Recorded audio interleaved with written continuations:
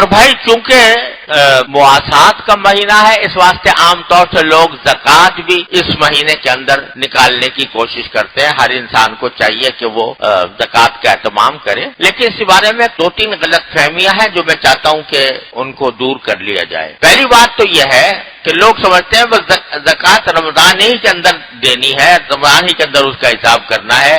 یہ بات غلط ہے۔ شرعی اعتبار سے آدمی کو ہر سال میں ایک دن ہوتا ہے جس دن کے اس کو حساب کرنا چاہیے اپنے زکوٰۃ کا۔ وہ دن ضروری نہیں رمضان ہی ہو، بلکہ اصل شریعت کا حکم یہ ہے کہ جس روز یا جس تاریخ میں انسان سب سے پہلے صاحب نصاب بنا، یعنی جس تاریخ میں سب سے پہلے اس کے پاس اتنا مال آیا جو 52.5 تولہ چاندی کے قیمت کا ہے، جو آج کل 40,000 کے قریب ہوتا ہے تقریباً، تو اگر جس تاریخ میں سب سے پہلے بالغ ہونے کے بعد اس کے پاس صاحب نصاب ہوا، وہ اس کی زکوٰۃ کی تاریخ بن گئی، وہ چاہے ربیع الاول ہو، چاہے ربیع الثانی ہو، جمادی الاولیٰ ہو، جمادی الثانیہ ہو، شعبان ہو، رمضان ہو، شوال ہو، کچھ ہو۔ اب اس کو چاہیے کہ ہر سال وہ تاریخ جو ہے اس تاریخ پر اپنی زکوٰۃ کا حساب کیا کرے۔ اگر وہ تاریخ کسی کو یاد نہیں ہے کہ بھئی میں سب سے پہلے کب صاحب نصاب بنا تھا، تو پھر ایک اندازے سے، محتاط اندازے سے کوئی تاریخ مقرر کر لے اور ہر سال اس تاریخ پر حساب کیا کرے زکوٰۃ کا کہ میرے پاس کتنا مال ہے۔ وہ مال جس کے اوپر زکوٰۃ آتی ہے وہ کیا ہوتا ہے؟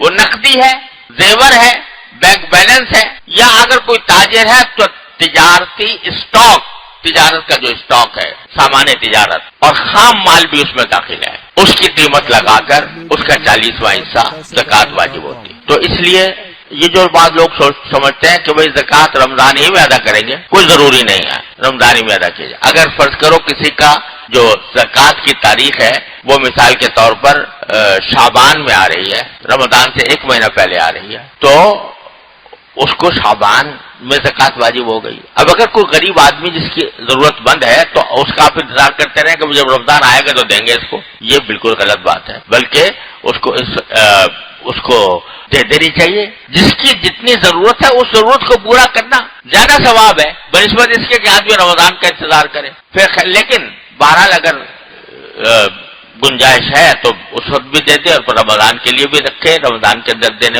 میں انشاءاللہ زیادہ ثواب ملنے کی امید ہے۔ ایک بات تو یہ ہے۔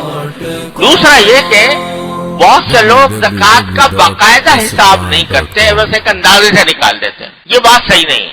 آدمی کو، ہر انسان کا یہ فرض ہے کہ وہ حساب کرے کتنے میرے پاس نقدی ہے، کتنا میرے پاس زیور ہے، اس کی کیا قیمت ہے، اور کتنا میرے پاس سامان تجارت ہے، اس کی کیا قیمت ہے جو میں نے بیچنے کے لیے لیا ہوا ہے، اور پورا حساب کر کے باقاعدہ لکھ کر اور اس کو اپنے پاس رکھے، پھر چاہے ادا کرتا رہے رفتہ کر کے، لیکن حساب کرنا ضروری۔ محض اندازے سے نکال دینا یہ صحیح طریقہ نہیں ہے، اس کو باقاعدہ حساب کر کے نکالنا چاہیے۔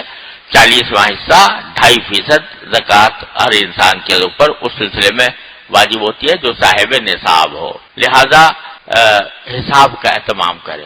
اور یہ حساب کرنے میں جو وقت صرف ہو رہا ہے یہ بھی عبادت ہے، یہ نہ سمجھے کہ یہ کوئی وقت ضائع ہو گیا، بلکہ یہ بھی عبادت ہے۔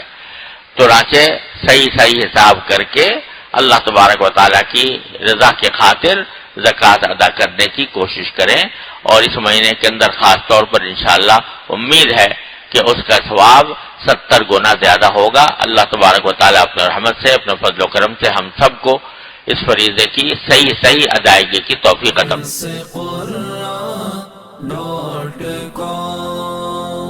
www.darsequran.com